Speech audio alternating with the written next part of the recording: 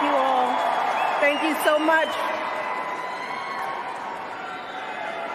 You know, it's hard to believe that it has been 8 years since I first came to this convention to talk with you about why I thought my husband should be president. Remember how I told you about his character and conviction, his decency and his grace, the traits that we've seen every day that he served our country in the White House. I also told you about our daughters, how they are the heart of our hearts, the center of our world, and during our time in the White House, we've had the joy of watching them grow from bubbly little girls into poised young women, a journey that started soon after we arrived in Washington, when they set off for their first day at their new school. I will never forget that winter morning as I watched our girls, just 7 and 10 years old, pile into those black SUVs with all those big men with guns. And I saw their little faces pressed up against the window, and the only thing I could think was, what have we done? See, because at that moment, I realized that our time in the White House would form the foundation for who they would become, and how well we managed this experience could truly make or break them. That is what Barack and I think about every day as we try to guide and protect our girls through the challenges of this unusual life in the spotlight. How we urge them to ignore those who question their father's citizenship or faith. How we insist that the hateful language they hear from public figures on TV does not represent the true spirit of this country. How we explain that when someone is cruel or acts like a bully, you don't stoop to their level. No, our motto is, when they go low, we go high.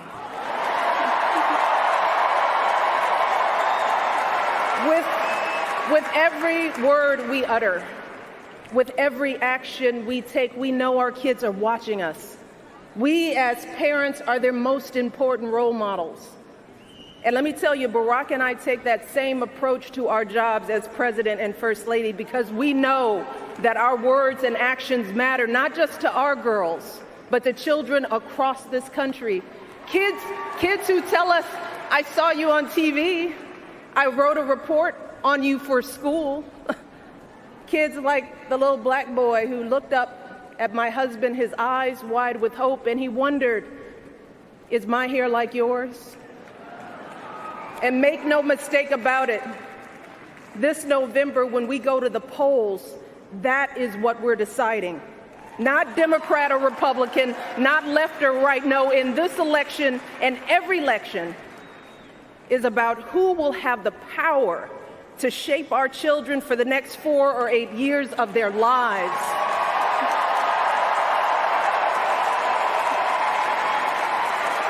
And I am here tonight because in this election, there is only one person who I trust with that responsibility. Only one person who I believe is truly qualified to be President of the United States, and that is our friend Hillary Clinton.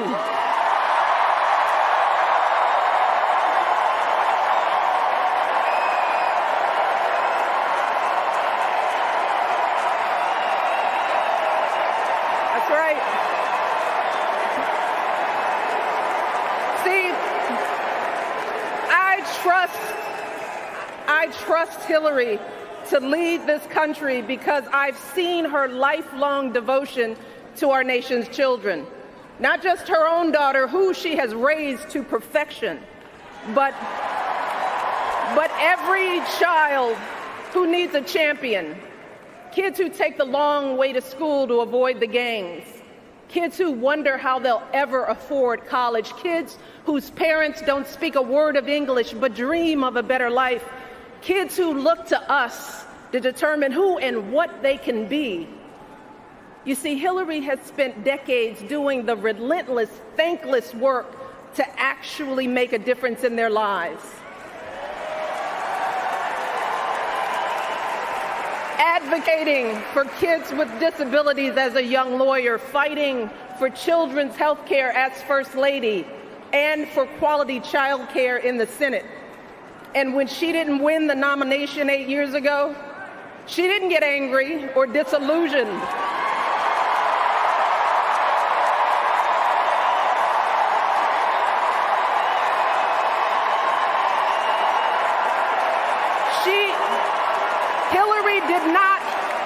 Hillary did not pack up and go home, because as a true public servant, Hillary knows that this is so much bigger than her own desires and disappointments. So she proudly stepped up to serve our country once again as Secretary of State, traveling the globe to keep our kids safe.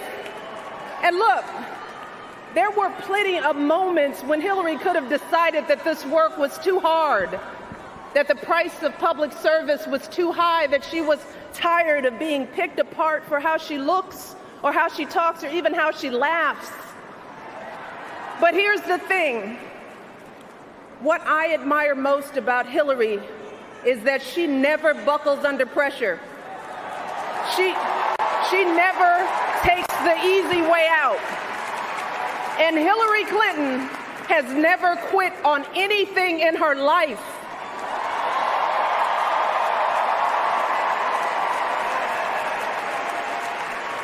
And when I think about the kind of president that I want for my girls and all our children, that's what I want.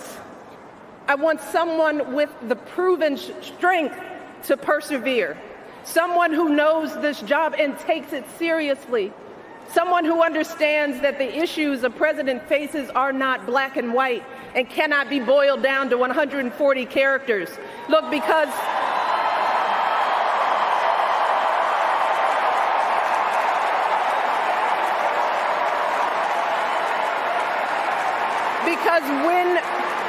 when you have the nuclear codes at your fingertips and the military in your command, you can't make snap decisions. You can't have a thin skin or a tendency to lash out. You need to be steady and measured and well-informed.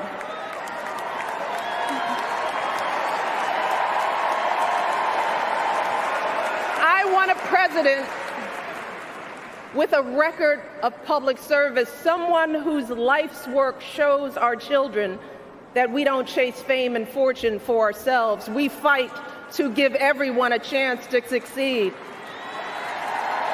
And we give back even when we're struggling ourselves, because we know that there is always someone worse off. And there, but for the grace of God, go I. I want a president who will teach our children that everyone in this country matters. A president who truly believes in the vision that our founders put forth all those years ago, that we are all created equal, each a beloved part of the great American story. And when crisis hits, we don't turn against each other.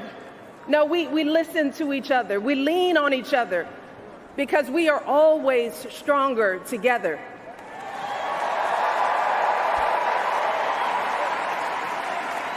And I am here tonight because I know that that is the kind of president that Hillary Clinton will be. And that's why in this election, I'm with her.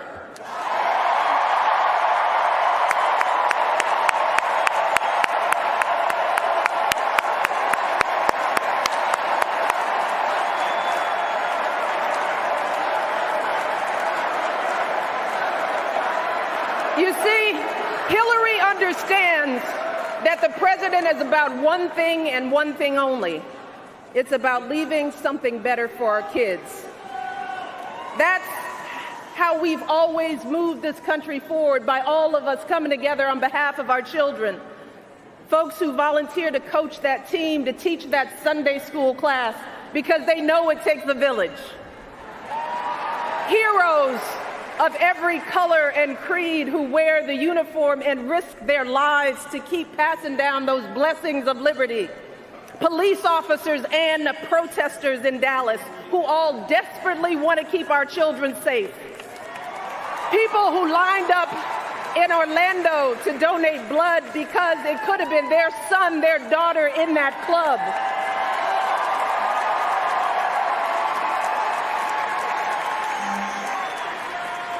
Leaders like Tim Kaine,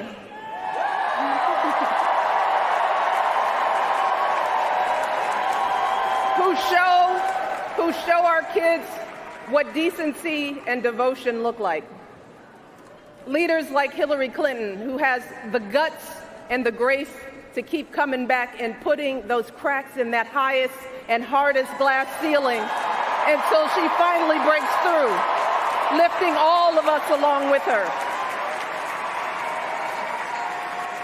That is the story of this country, the story that has brought me to this stage tonight, the story of generations of people who felt the lash of bondage, the shame of servitude, the sting of segregation, but who kept on striving and hoping and doing what needed to be done so that today I wake up every morning in a house that was built by slaves.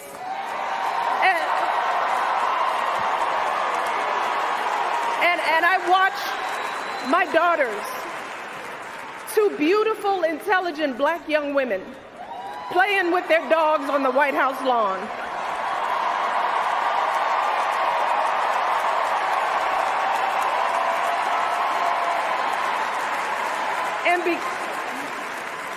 And because of Hillary Clinton, my daughters and all our sons and daughters now take for granted that a woman can be president of the United States.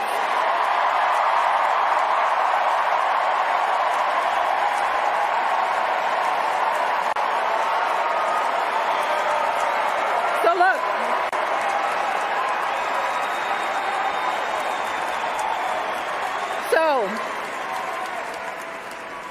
don't let anyone ever tell you that this country isn't great, that somehow we need to make it great again, because this right now is the greatest country on earth.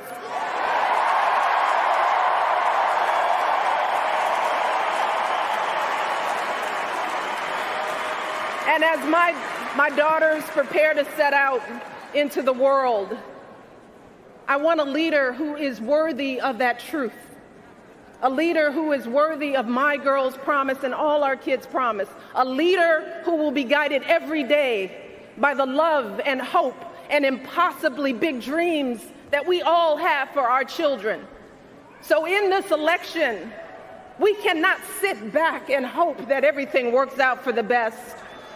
We cannot afford to be tired or frustrated or cynical. No, hear me. Between now and November, we need to do what we did 8 years ago and 4 years ago.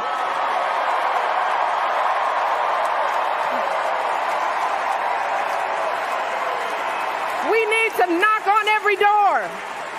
We need to get out every vote. We need to pour every last ounce of our passion and our strength and our love for this country into electing Hillary Clinton as president of the United States of America. So let's get to work. Thank you all, and God bless.